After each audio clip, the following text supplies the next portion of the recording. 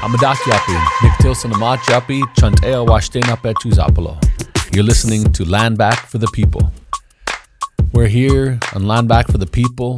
In this episode, we're going to be talking about the importance of narrative and storytelling and a mixture of comedy, animation, and writing, and how important it is for storytelling to be a backbone of our movement and continuing to educate people about who we are as a people, our culture, our history, and also how much and how important it is to demonstrate that our culture is a living, breathing thing. So often, when people think of Native American people or Indigenous people, they put us in the past.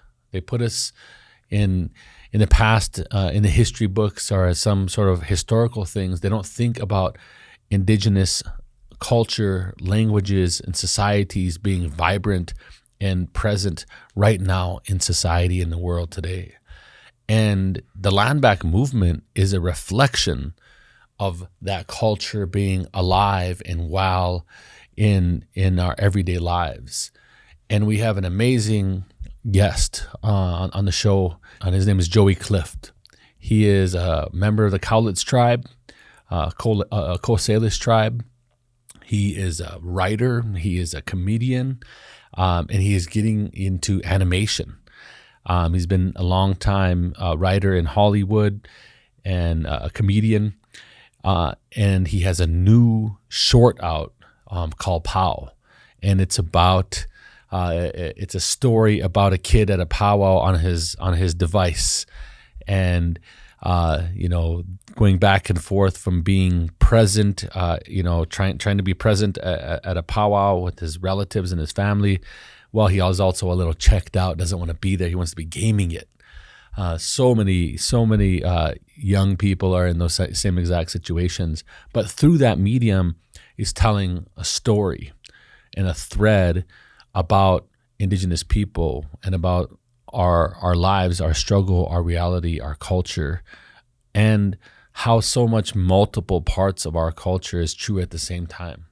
We are so much about our language, our spirituality, our worldviews, but we're also living in this world. We're gamers, we're streamers, we are storytellers, we're comedians, we're all these different things. And so we're going to jump in to some of those stories and to just have an awesome dialogue with Joey Clift and talk about how important it is that we use storytelling and narrative as a mechanism to catalyze the Landback movement.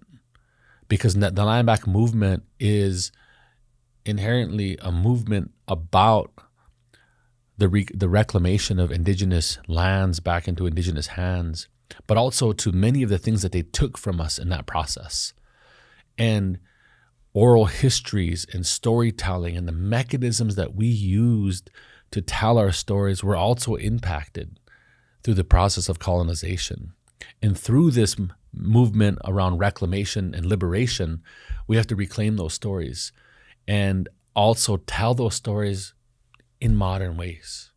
So we're gonna jump into that. We're gonna hear from this awesome writer and comedian. We're gonna talk a little bit about this short that's out and why he wanted to go down that road and use that medium. But we're also going to talk about what's happening in the world. The impact that's happening around censorship and how people, media, and the government is beginning to censor how we tell our stories. And it's happening at mass level. Indigenous people, through erasure of our people, have been dealing with this for a long time.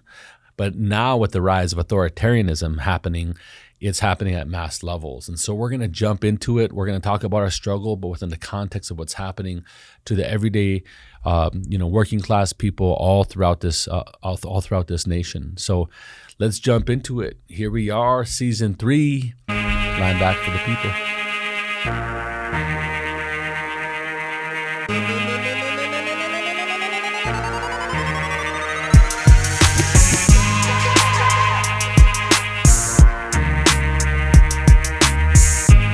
Here we are, Landback for the people. We have an awesome guest. Joey Clift made it all the way out here to Osheti Shalkoi lands here in the Chisapa.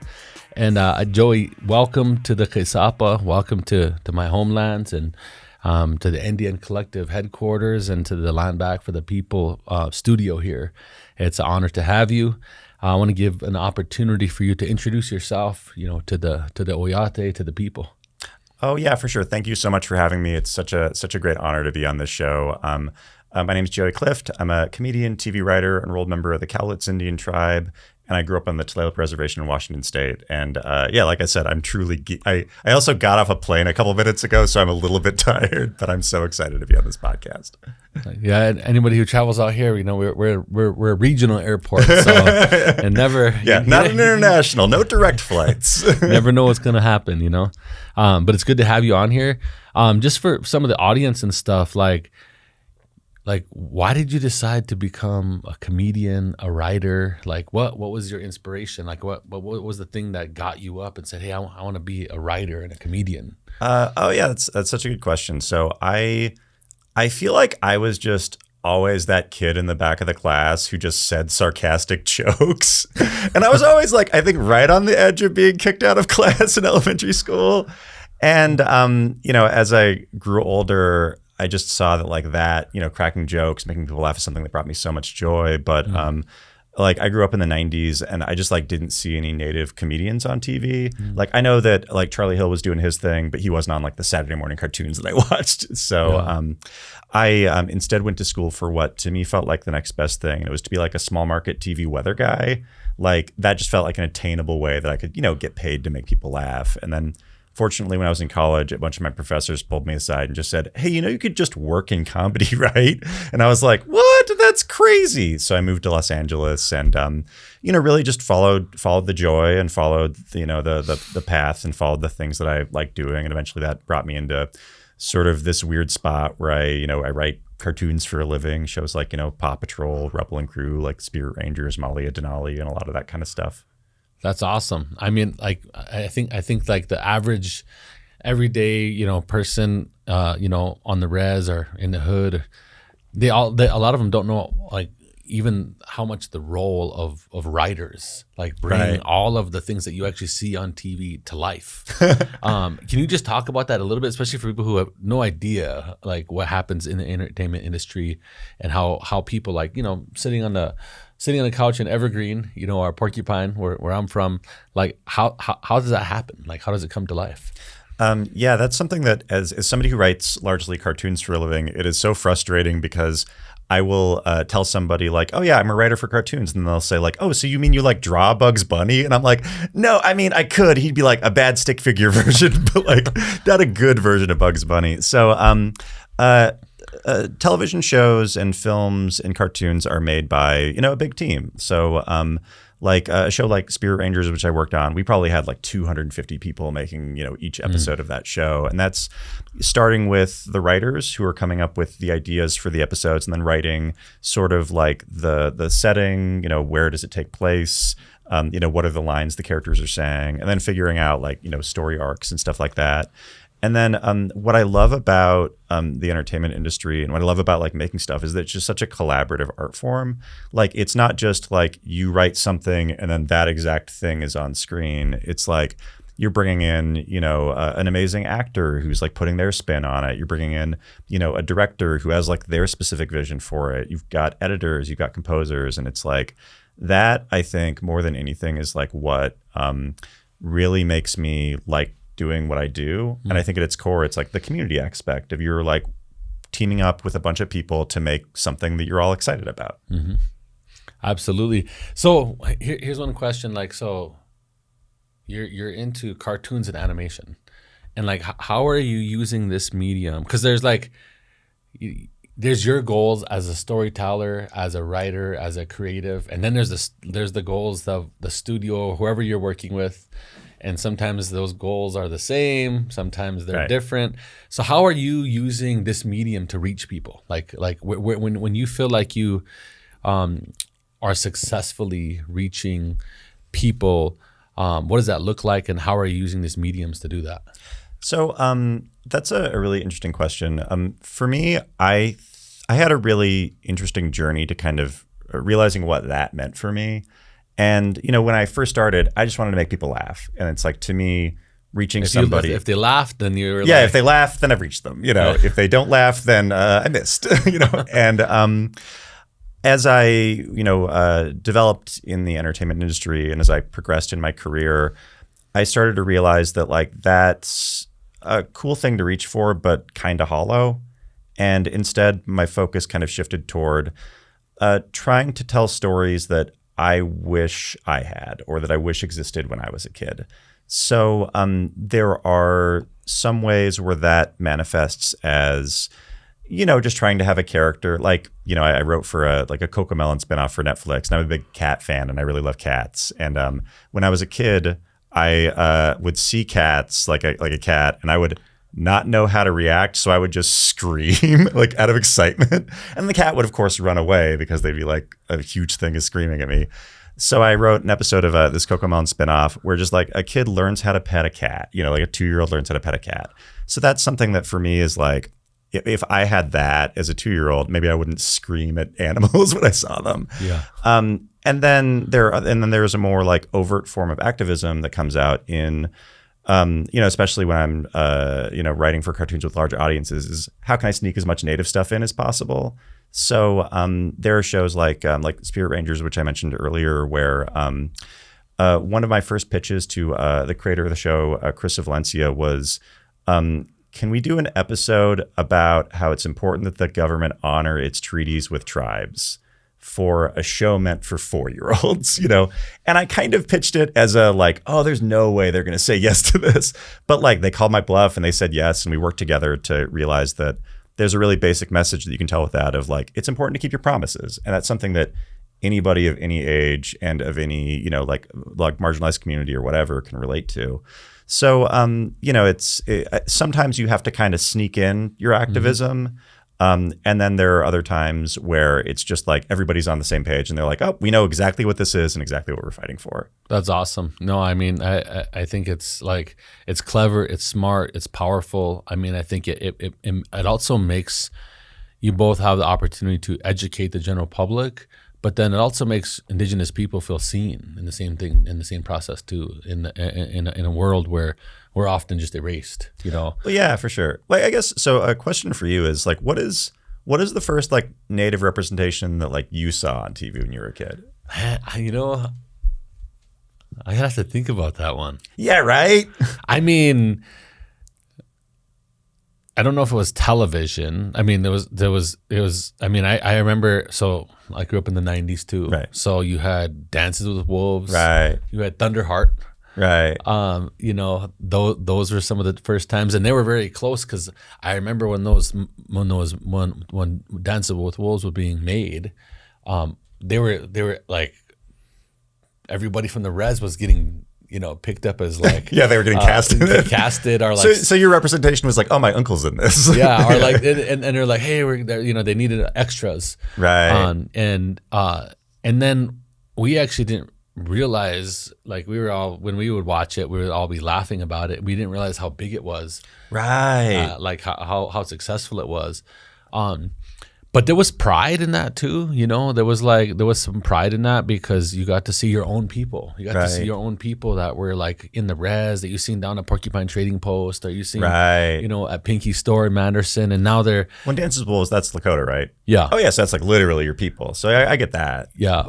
And so that was one, but no, there hasn't been I don't have a whole bunch of memories, and especially to your point, and I think the culture shifted too, because we also grew up in an era where, Saturday and Sunday mornings you were in your pajamas and you were watching these cartoons that came out at a certain time, right? And it wasn't streaming, and you didn't have access to all that information, so.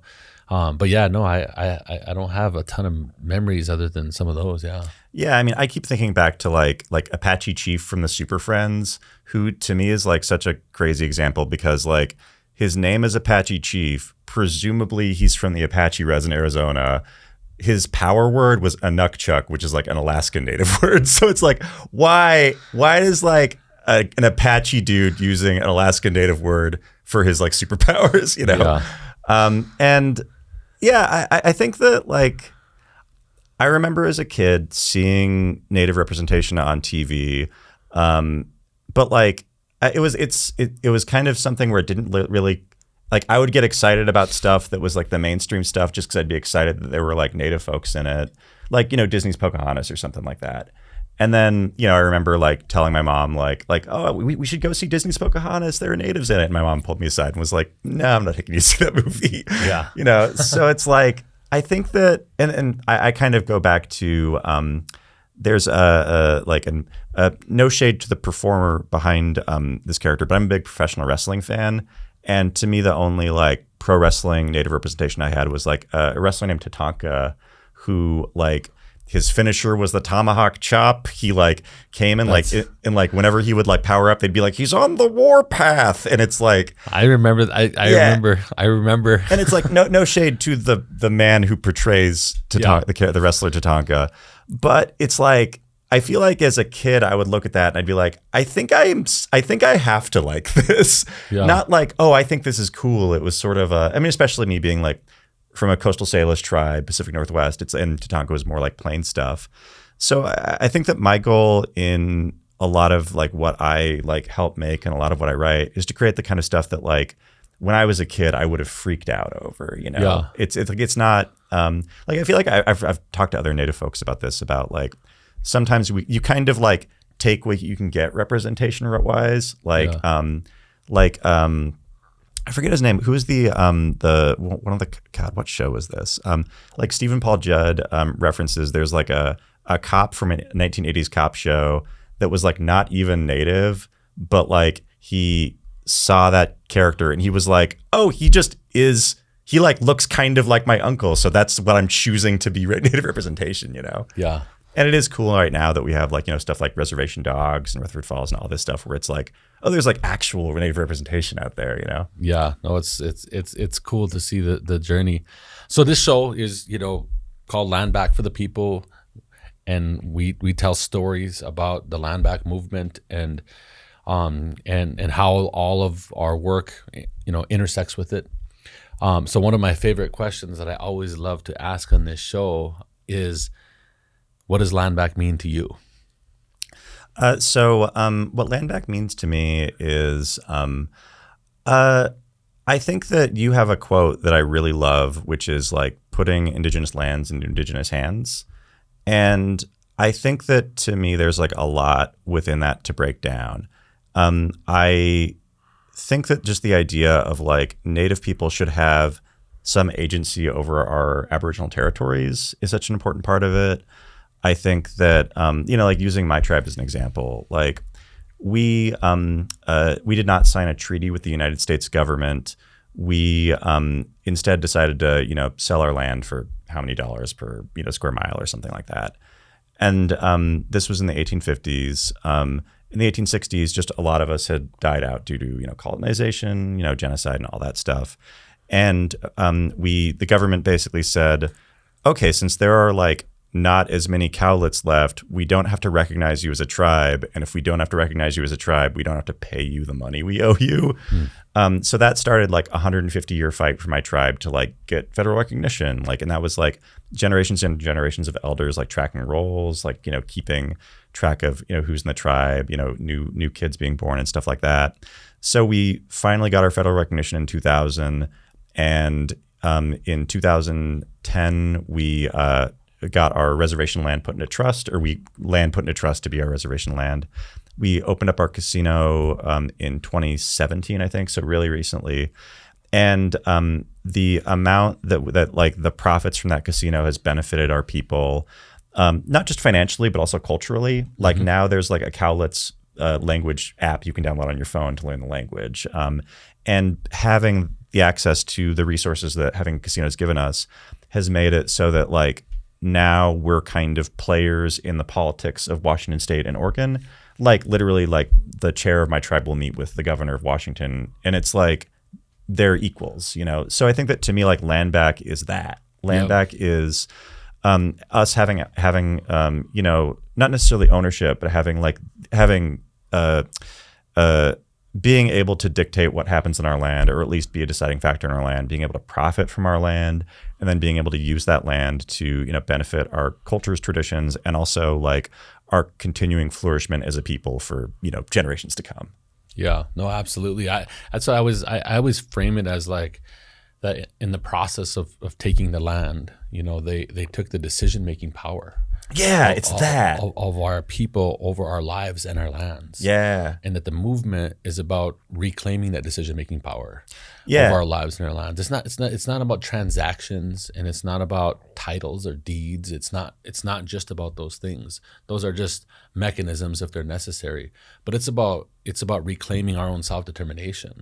Right, 100%. Yeah, and that's something that, like, I mean, living in Los Angeles, I always try to think about like, okay, how can I frame this like complex native thing to a way that like I could explain to somebody in a green room at a comedy show, like somebody who's like not native in a green room at a comedy show. And I think that like, to me, there's also like aspects of Landback of like, we know our land better than like people who are newer to this country. I mean, like, my people have been on, Cowlitz land for thousands of years. So like, we know just like how to maintain and steward our land better than a government that's been here for like 250 years, So like, I think that when you give land back to Indigenous people, it's not just the right thing to do, which it is. Like, it's also like benefiting the environment. It's benefiting a million other things. And I think it is also so cool, like, that there are like real Landback wins happening. Like my tribe, we just got gifted like a couple acres from like a nonprofit that happened to cross a bunch of land, and they just realized, hey, we should just give this to the tribe whose land this is. Yeah. I know the I'm gonna butcher the name. There's a California tribe that just got like, I think 50, 60 miles of coastline, the Yurok tribe, and it's like they just got gifted a ton of land, and they're already using that land to like build a salmon hatchery, which is like replenishing the salmon in the area that has been like facing a downward trend population wise for like generations. And it's like, so it's not just like a philosophy, it's like it's happening, and it's like benefiting everybody that it's happening. Yeah, absolutely. When's the first time that you ever heard those two words together? Like we like I always tell everybody, like, Landback is a movement that has like, it's intergenerational, right? Right. We've been fighting for our land ever since it was taken from us. But in modern sense, in the modern times, in the modern movement that we're in the modern storytelling and narrative space, when's the first time that you remember seeing like Landback as like one word, and then being like, wow? I mean, honestly, it was probably an Indian collective meme. I'm gonna be 100% transparent with you. I mean, it's something that like my family and friends have been talking about for years and years and years. But like literally, just like Landback as a concept, like, yeah, I mean, I feel like I'm literally looking at it on the back of your phone right now. I think that, and that's something that's been so like, this is why, like, I'm not kidding when I said at the start that I'm so excited to be on this podcast and to be in this space with you, because like, I've been following and like a fan and a follower of like all the work that y'all been doing, I mean, since y'all got founded. And that Landback is a term that people know and understand is like, it's like largely due to the work that y'all are doing. So like, thank you so much for doing that. Yeah, no, I always wondered what people in the narrative and storytelling space, because when we were first like really like formulating this movement and trying to, and of course I had talked to different media makers and consultants, and I mean, some of the advice that I was given was like, this isn't going to work. And these were professionals in the space of narrative and storytelling. It's going to scare the white people. Right. And it's going to scare the white people, and it's going to come off as kind of aggressive, and people don't know, like non-native people or the masses or people outside of quote unquote the echo chamber of Indigenous people aren't going to understand how to interact with it. Right. And that was the advice that I was given. And there was part of me that the fact that was advice that I was given made me double down and say, this is hell yeah, good shit. Actually, wait, I want to fist pound you for that. Hell yeah. I mean, it's like this concept and idea that like we can grow narratives that are homegrown, that come from our struggle, that come from our pain, that come from our reality, And yes, they might make people outside of our communities a little uncomfortable at first, but then that uncomfortability creates an opportunity to educate, right? And to grow. And it makes me think some of your work that you were talking about, like how you would be clever about weaving in different narratives. When you have this job and this story to tell and this corporation and this company to work with, but you're weaving in these different stories. You know what I mean? Yeah, I think that's sort of my job within the movement, I think, is to kind of like take, the work that like organizations like Indian Collective are doing, and like, how can I disseminate that in a way that like a 4-year-old can understand it and like not be scared by it or whatever, and well, just to go back to what you said earlier, like, I love that Landback is aggressive. That rocks. Like, it should be. But I also think that like, I think it is so effective to start a conversation, because like, I think that for non-native folks, oftentimes when they hear that, they think like, oh, we're going to like rip you out of your home. And it's like, no, I mean, maybe some people think that, but I think the movement as a whole is not that. It's like, it's literally just like giving native people like decision-making power on like their Aboriginal territories, and also letting them benefit culturally and financially from those lands. And, and there are situations where it is literally, here's a deed, now this land is yours. But like, it is also just like a stewardship thing. Yep. And, so I think that my strategy with a lot of this is that oftentimes the best way to tackle a complex concept so that people understand it is to wrap it in jokes. So like comedy is really, there's actually research studies on this. Comedy is a fantastic tool in helping push like social change messaging. And that's kind of what I was talking about earlier when when I first started writing comedy, I was just writing like sketch comedy skits about Spider-Man or whatever. And then eventually I realized like, oh, maybe I should like, sure, I can do that, but also like, why, But then I started to really dig in on, Native identity and the conversations that I have with other Native folks. And I was like, oh, I should write comedy stuff about that doubles as, like hopefully like a salve for Native folks who are tired about explaining these issues or just experience this stuff every day, so they like relate to it, while also acting as like a comedy wrapped education tool for for non-Native folks, so that like instead of us just having the conversation of this is what Landback is over and over again, you can just slide them a 2-minute funny couch cartoon, like. So I think that's where a lot of what I like to do outside of writing for Netflix shows is.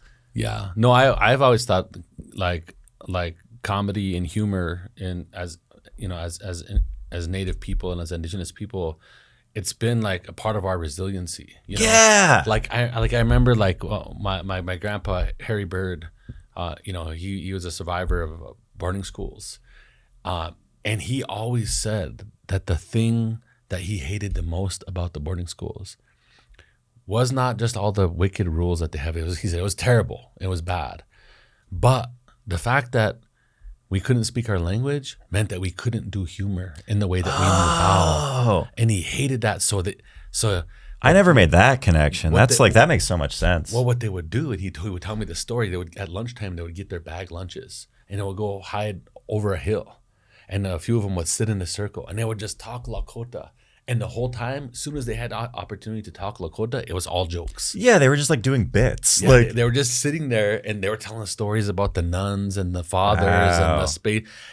But it helped them get through those hard times. Right. And so it's just this interesting medium, and that's why I was been leaning in to learn more about your career and about all the work that you're doing and have been doing a long time, and seeing some of the clever things that you have done over time. And I'm like, oh, I see that now. I have a relationship to that now. So I really see that and appreciate that. We're going to take a short break, but we're going to get into the short called POW in a few minutes here. But we'll take a short break and be right back. This is the semi-true story of my very first powwow. Many nations united by music, dancing, and that delicious fry bread. But of course, all I wanted to do was just sit right there on the bleachers and play video games. And then this happened.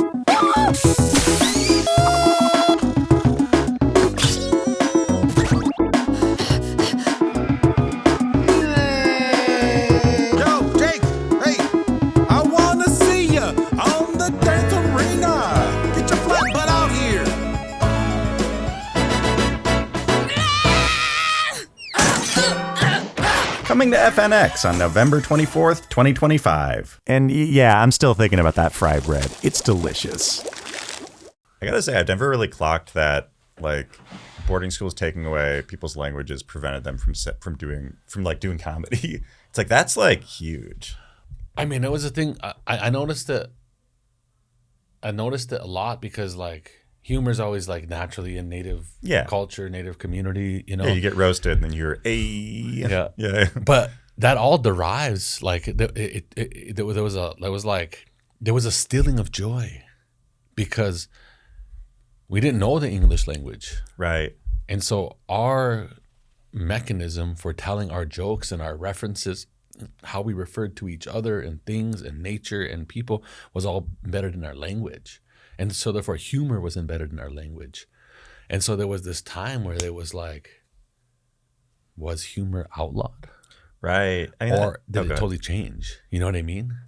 Yeah, I mean, that resonates with me because, I mean, I was talking about like kind of my start being, I was just like the sarcastic kid in the back of the class. And like, I think that, you know, like a lot of Native kids, I think when I was in school, I just like didn't really apply myself. I just didn't really understand how an education sort of fit within my life.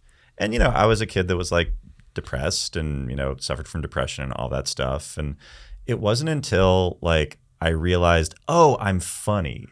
And like I could crack jokes and I could make my friends laugh and I could make the teacher laugh and I could like roast people without it being too disruptive or whatever, that like there was like a switch for me. And that's when I started applying myself. And, you know, I went from like being like an F student to like, you know, a C+ student or something like that.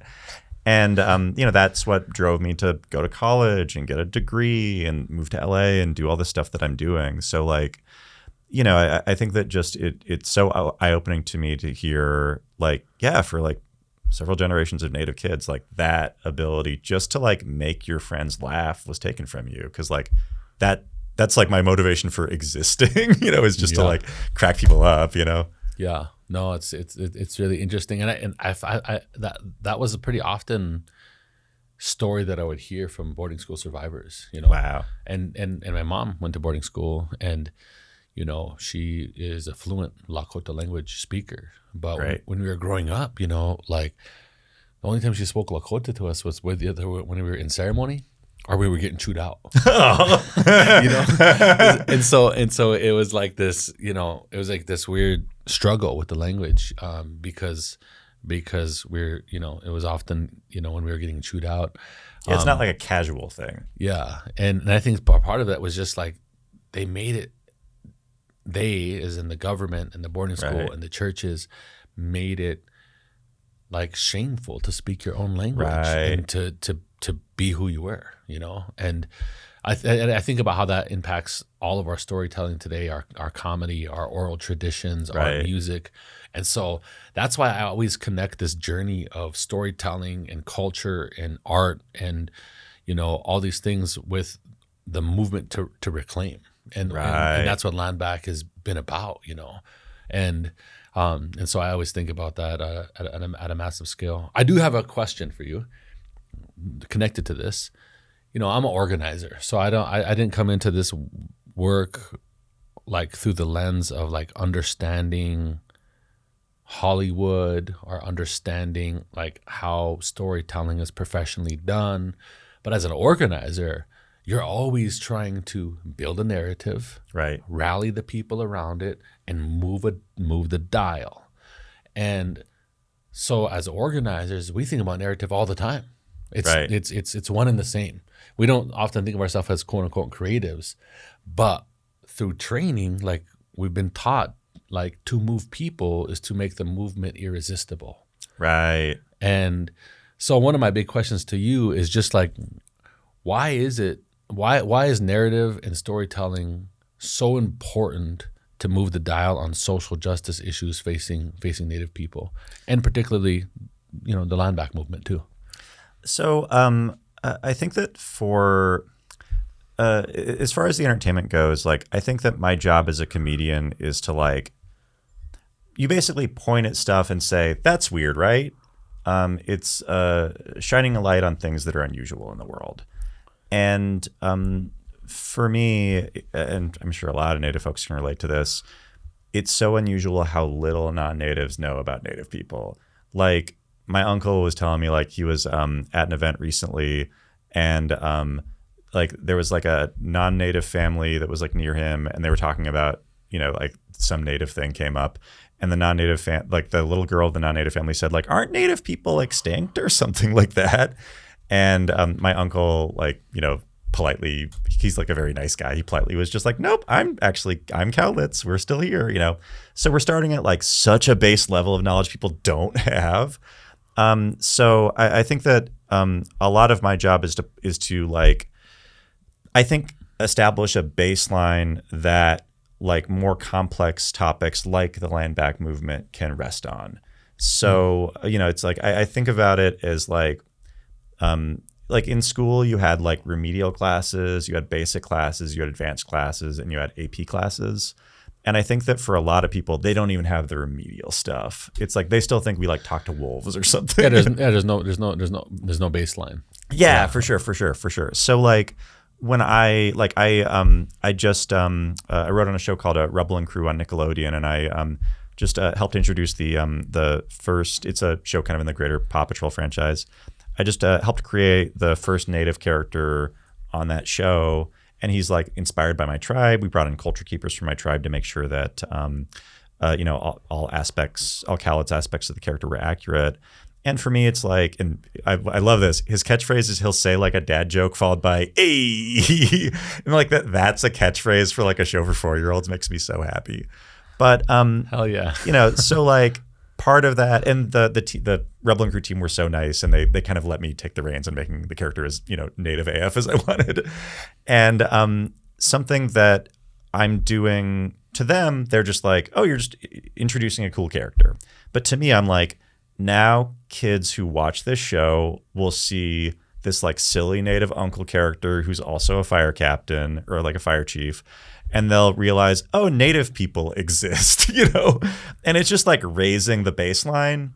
And then, you know, once we have like a lot of those basics, then you can have more complex issues of like, you know, things like the Landback movement, things like, you know, like the benefits of, you know, casinos and tribes and how every tribe doesn't have a casino. And there's like 570 plus tribes in the United States that are federally recognized. We're not all one thing. And like, I think it's like once you sort of establish like base knowledge for everybody, or at the very least write jokes to make fun of people who don't have that base knowledge, then, or to challenge people to get that base knowledge, then I think it makes it, I mean, hopefully it makes it easier for folks like you to have like those more complex conversations. Absolutely. And then there's also the added benefit of like, then, okay, if the baseline's here, then I can write jokes that inform people about the Landback movement, and then the baseline's here, you know? It's like, to me, so much of it is just like education.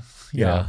No, it's so huge because I'm like, you know, I often get frustrated because I'm like, I'm not here to do Indian Country 101. I'm trying to build a fucking revolution. Yeah. You know, and I don't have time to do Indian Country 101. You should already know about like the basic things, like this whole country was built on stolen lands of Native people. Yeah, and then you say that and people are like, what? Yeah. You know, and you're like, you gotta have this conversation. So I definitely have like deep appreciation for creating those runways because I think that when you do you know, storytelling, organizing, and power building, what you're doing is building on-ramps. Right. You're building on-ramps for people to say, oh, and you always have to meet people where they're at too. Yeah, so totally. At the same time that I get frustrated about, you know, saying, you know, doing the 101 shit, you still have to, if you are going to build people power and organize people to move from here to here, you always have to meet people where they're at. And that's what I do like about like what you're doing in animation and in comedy and in the work that you're doing too. Yeah, I mean, like I experience the same thing in writers' rooms, especially if I'm like the only Native in the writers' room. It's like it's hard to pitch a joke about fry bread if nobody else in the room knows what fry bread is, you know? Yeah. And it's like, it is. Why is this Yeah, funny? like you mean like fries? Like French fries? And you're like, fried bread? Yeah, 100%. You know? And it's like, okay, so I can't have even the sweet fry bread or savory fry bread conversation. I just got to be like, okay, well, like when the U.S. government left like butter behind on reservations, it was like, you know, it's like you have to kind of go into the trauma explanation of it. Yeah. And but that is a really good point about like on ramps and meeting people where they're at, and that's something that somebody pointed out to me with you know, like Spirit Rangers and like Molly of Denali, and that those are shows for like what's called a bridge age audience, which is like age 4 to 7, so that's like young kids. And something that non-natives will tell me after watching, you know, these shows is like, you know, adults with 4-year-old kids, is they'll say like, oh, I felt like I was also at the grade level of my kid watching this show in my understanding of Native stuff. So like it is kind of like by writing a show that's for 4-year-olds, that kind of is the level of probably your average American when it comes to just like Native stuff knowledge, you know? It's so true. I mean, you got 50 states in America. Yeah. And you got 26 of those states don't have any Native American history in their curriculum. Right. So it's not far-fetched what you're saying. I mean, statistically, like it's true. Yeah. Because people, you know, have made states and governments into the process of colonization has made it, you know, the active erasure of our people has been intentional, designed, and to the point where no wonder that people don't have that runway or understanding of our history, of our culture, you know? Well, it's also, I'm sure you experienced this, like, you know, living in South Dakota, but for me, it's like, I grew up on the Tulalip Res. I was surrounded by other Native folks all the time. So like growing up until I turned 18, you know, everybody around me at least had like a baseline kind of basic knowledge of Native stuff. And then when I went to college, I started to get just like crazy questions from like other freshmen who, you know, weren't Native and clearly had never met a Native person before. Questions like, why do you get to vote in our elections? And I'm like, what? You know? And like, I'm sure you probably experienced that, like when you like, you know, like left South Dakota and like all of a sudden got like crazy. And it's just like, oh, this is the level people are at, you know? Yeah. It's like culture shock in such a weird way. Yeah. Well, so in addition to the awesome work that you've done on Molly of Denali, Paw Patrol, Spirit Rangers, all this work, you also started creating your own shorts, your own shorts, and you have a new short animation out called POW. Tell us a little bit about that short. I watched it. You know, you sent it to me. I watched it. And I was sitting back at first, you know, like the average Indian, I'm judgy on shit, you know what I'm saying? So I was sitting back, and then, you know, I was like kind of like this, and then I started kind of leaning in, and I started seeing what you were doing there. But tell us a little bit about POW and kind of how it came to be and sort of some of the themes of what you're trying to do with that. Yeah, I gotta say, when you texted me back saying like I watched it and really liked it, I was like, oh, thank God, like, because it's like I'll explain the short more in a sec, but it's like I say that my work is for everybody because I kind of have to, like, to work in the entertainment industry, but really like so much of my work is like for Native folks, you know. Yeah. And so POW, it's an 8-minute animated comedy short film that's about a young Native kid trying to find a place to charge their video game console at a powwow. It's kind of like Looney Tunes meets Reservation Dogs, or like if there was a Looney Tunes style short about Reservation Dogs, is sort of my you know, like elevator pitch for it. And, you know, it's inspired by my experiences being dragged by my mom to powwows when I was a kid. Like it was to the point that I viewed myself as being a gamer before I viewed myself as being Native. Like my mom would literally come in and like smudge the corners of my room while I was playing Grand Theft Auto, which if you've ever played Grand Theft Auto, totally get it. There's no amount of smudge that can smudge yeah, that what away. I have done in that game, there is no, like, you'd have to get rid of all the smudge to cleanse that.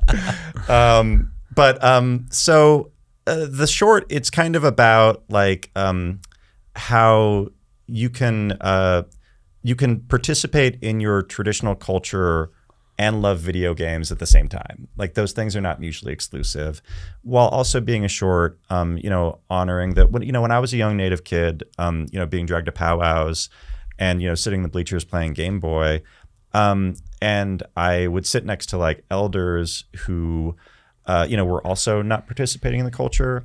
I as I grew older, started to realize like, oh, as a kid, I had like a choice if I got on the floor or not. Whereas like for a lot of our elders, especially with stuff like boarding schools, they didn't have that same choice, and it's like because of their fighting and their activism that I like got the choice to participate or not. And also like just by showing up to the powwow is enough, like it's sort of like just by being in the room, you're supporting and like it's bringing yourself to your culture in your own way. So like, it's kind of like all of those emotions crammed into, what is, essentially like a, an 8-minute long Looney Tunes short with a lot of big physical comedy gags and a lot of fry bread jokes. Yeah, no, I really liked it. I think the thing that I liked about it is it actually got into some real like, yeah, right. some real things that, there's the fry bread guy, and then there's like all the stuff falling in, right. Falling into, and we'll maybe we'll share some of this at some point. But also like this moment where this elder also has some shame, right, by of not really knowing their culture, because all the reasons why.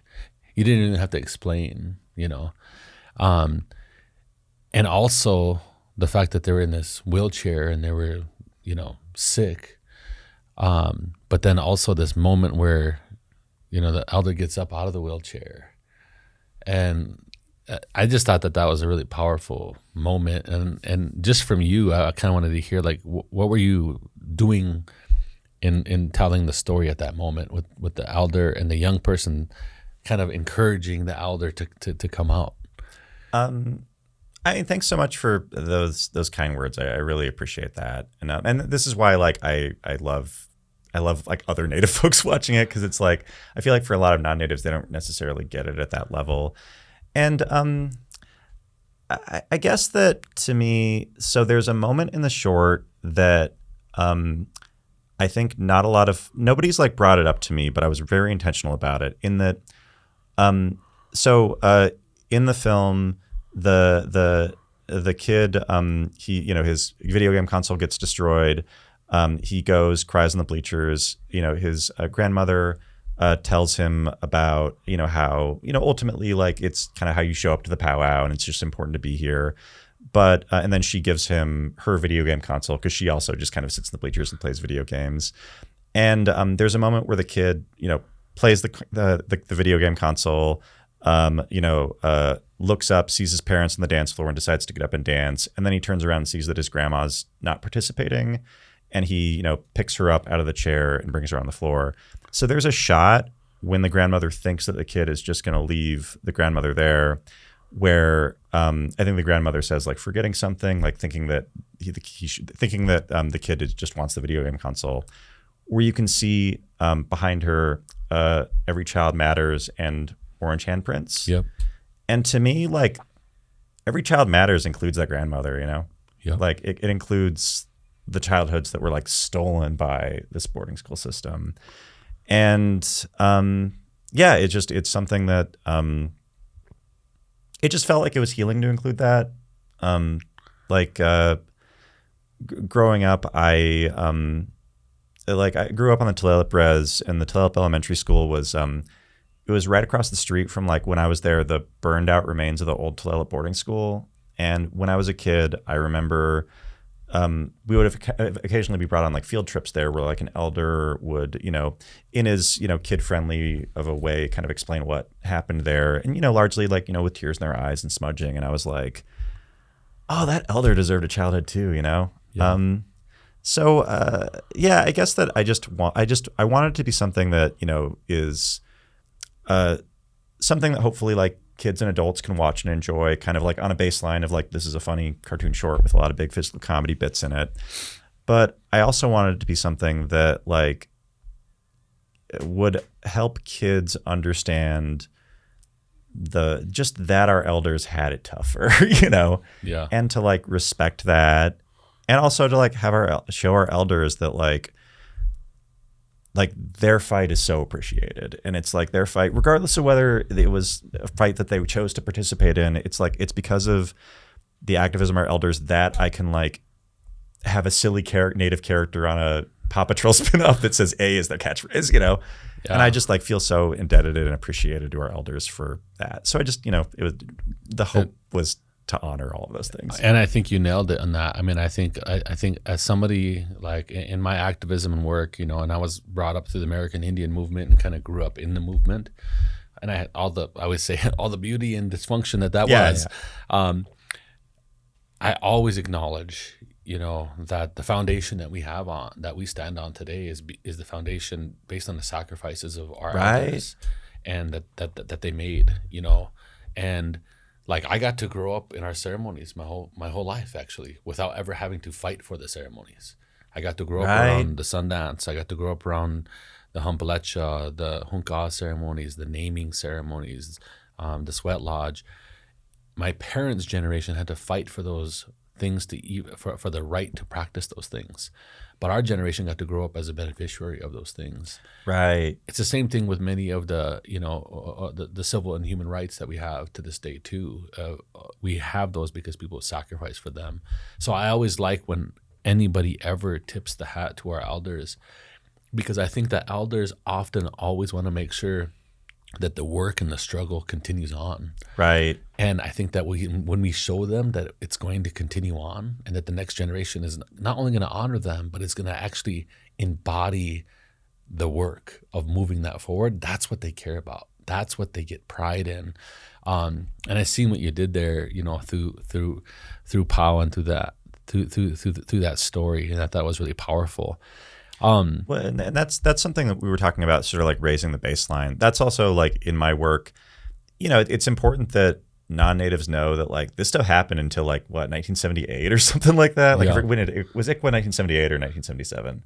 I think it went all the way to 78. Yeah. So like ICWA, like literally like when Star Wars was in movie theaters, Native kids were still being brought to boarding schools, and so I think that it's like reminding people of, or like raising the baseline so people know that this stuff these wounds are recent, these wounds are barely closed, if closed at all, that the scars are fresh at least.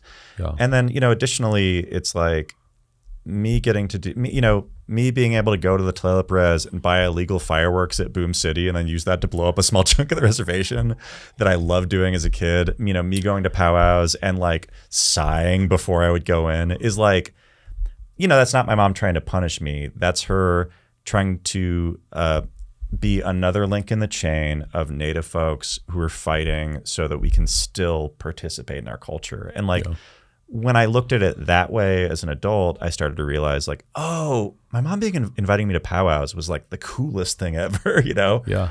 Especially now. I mean, I think that like I have kids, and so the things you do with them, they don't always appreciate them when you're in there, but they appreciate it later. And they recognize the impact that it has on them too, So you're a gamer, of video. I mean, that's part of the inspiration. Like yourself, like I'm not a big gamer, but gamers in gamers streaming have massive influence in the world. And I mean, I think one of your goals too of this of POW was to try to reach the gaming and streaming community. Can you talk about a little bit about that and why that's kind of important to you as somebody who comes from that gaming culture and community? I guess that like when I was a kid, I just didn't know that there were other Native gamers. So like it was, because this is pre-internet. So like it's so important to me for me to have that kind of representation on screen. One, so that like Native kids can see that like there are Native gamers out there. There are other Native gamers out there too. And two, because there is this amazing ecosystem of gamers, gaming streamers, and stuff like that like I would have eaten up as a kid, and I hope that POW resonates in those communities. Like I would love to, screen POW, for streamers on Twitch streams and stuff like that, because I do think that it is a really great way of using video games. I mean, this is the point that like the intro of the film is literally inspired by like the Super Nintendo RPG Earthbound. my level of dorkiness is very big on that era of video games, and it's like I would just so love to have this be a tool that gamers could use to one, just like show a funny thing to their audiences, and two, use that as a way to kind of like educate about Native issues a little bit. Like you said, like creating an on-ramp between gamers and, just the movement, for lack of a better term. Yeah, totally. So how can people see it? What's happening with POW? How can people view it? How can people see it? When can they see it? What's happening there? All right, so POW is, we're really excited. We're going to be premiering on FNX, on their broadcast channels, as well as their free streaming service. If you follow me on social media, you can follow me on Instagram at Joey Clift with 5 or 6 eyes. That's because a 12-year-old took Joey Clift with 1 eye, so I just had to deal. If you follow me on socials, you'll get all the info as to when to post it. I'll definitely let you know if you want to, let the Indian Collective followers know about it. But it should be available for everybody to see in late November, and then until then, we're screening it at festivals all around the country. Really excited. We just qualified for the Oscars, which is crazy. You qualified for the Oscars? Doesn't mean we're nominated. We're like 2 steps below nominated, but it's like even to qualify is really hard. So it's like, it's getting out there. It's making its rounds. But if you want to watch it, it's screening at festivals all over the place, and then it'll be available for everybody to watch for free on FNX in November. And we're actually going to screen it. Indian Collective is screening it at Indigenous Peoples Day, at the Indigenous Peoples Day festival right here in Rapid City. So I know Macklemore is also on the bill. I hope it's okay that I've been telling everybody in Los Angeles that I'm opening for Macklemore. Hey, I would totally do that too. I kind of said I opened for Macklemore too, so that counts. It counts, Yeah. If you're on stage before him, that technically counts as opening for him. But and I gotta say, thank you so much for supporting the film and believing in the message. And my hope is that I hope it's like a tool that can like help the work that you're doing. Absolutely, no, it is. I think that it's a powerful tool. We're gonna make sure that I always like to show films and screen things to our people first, and to get the conversation going amongst our people, because Indian Collective, as being storytellers and narrative strategists and organizers here, we've always been very transparent about who our audience is in the order of importance. Right. And similar to Landback, whenever I was first starting NDN, I was working with this high-end firm, and they were like, what's NDN? Or like, I get that a lot. Like, what does it stand for? And it's like, say it out loud. Is it an acronym? What's the acronym? It's just Indian. It's slang. Well, can white people say that? and so again, I was given the advice. Hey, it makes white people feel uncomfortable. Hell yeah. and they don't even know if it's politically correct if they can say it. But every Indian person knows, because it's just slang for Indian. For sure. And so I always like that. But we'll make sure that we lift it up, that we share it. We always since the inception of Indian Collective, our support of Indigenous artists and storytellers, comedians, all the different mediums of art has always been embedded in all areas of our work, whether it be through our grant making, our organizing, all of that work. And so we always like to continue that. I mean, many of us here at NDN are storytellers and artists and creatives who are using that as a mechanism to catalyze, the movement forward and support our people. And so we will continue to do that here. Any other ways that people can support your work that you want to share? Well, yeah, for sure. Well, really quick, I just got to say, I really appreciate all of the support that you give to artists, like that you're bringing out so many people for this amazing, Indigenous Peoples Day celebration, that you're, through grants supporting folks' work. I mean, I literally saw the announcement for the Indigenous Peoples Day celebration came out, and then somebody commented saying can I do next year? And you immediately responded with, say less, I sent you a DM. It's like real support. And as an artist, it's like, POW had, a team of 35, 40 people on it. And it was a largely Native team, but it's those people don't work for free, and they were doing their friend rates for sure. But I could not have made this without the support of, grants and organizations. And so anybody that's literally putting their money where their mouth is and supporting Native artists, just my hands are up, this is it's a way to say thank you and show grace in kind of Cowlitz culture. It's just I just appreciate that you do that. But yeah, if you want to support me, a good way is just follow me on social media. You can follow me on Instagram and Threads at Joey Clift with 5 or 6 eyes. You can follow me on X, Blue Sky, and TikTok at Joeytainment. You can check out all my stuff at my website, joeyclift.com. And then I created a digital series through Comedy Central that is called Gone Native. You can check out just at gonenative.tv. We won a Webby Award last year, which is real cool.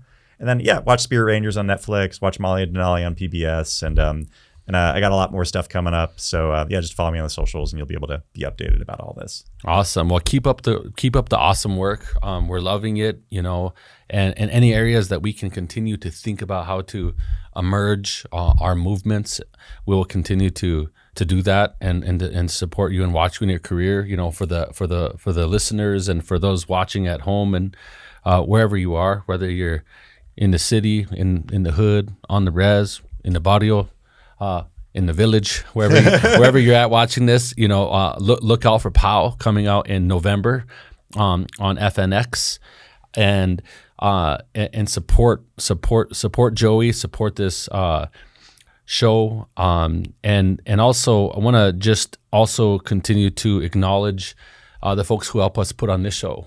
Willie White is a creative here, that is the executive producer of Landback for the People. He's always the person that's often behind the camera, but all of the creative stuff that you see and the experience that you see here is his brainchild. And so I just want shout outs to Willie. Yeah, I've said this multiple times off camera, but you can't see it from the camera, but this is the most impressive podcast studio I've ever been in. This is so legit and so cool. It's an honor to be doing this work and being able to have these conversations, just real conversations with real people who care about real issues. And so it's an honor to have you on here. It's an honor to have this show continue to support this podcast by donating to Indian Collective and donating to Landback for the People. And we also have a campaign called Fund the People, or For the People Fund. Wait, For the People. For the People campaign. For the People campaign. And For the People campaign is all about supporting and donating to Indian Collective in this campaign, because there's an exodus of funders and people supporting social justice movements and supporting people who are rising up and fighting back. The storytelling and narrative change work that we do is fundamentally important, especially at the times of the rise of authoritarianism, where they're trying to limit our free speech. They're trying to control what we say. They're trying to give corporations the power to, silence us, and they're trying to actually bully corporations and they're into silencing and erasing our voices. And it's interesting because as Indigenous people, we've experienced that for a long time, but now it's happening at mass scale. And so, by supporting storytellers like Joey, like yourself, Joey, by supporting podcasts and shows like Landback for the People, it helps us reclaim our power. It helps us put out authentic narratives that allow us to continue to organize, build power, and create change in the world. So it's an honor to have you on here. Keep up the awesome work. And in the future, hopefully we'll have you back on the podcast again. Who knows? Maybe you'll be an Oscar winner by that time. So good luck on that journey too. Oh, thanks. If I do, my contract rate's going to go up so much. Just kidding. I was not paid to be here. Well, we're glad to have you here. Thank you. Thanks for having me, man. Take care.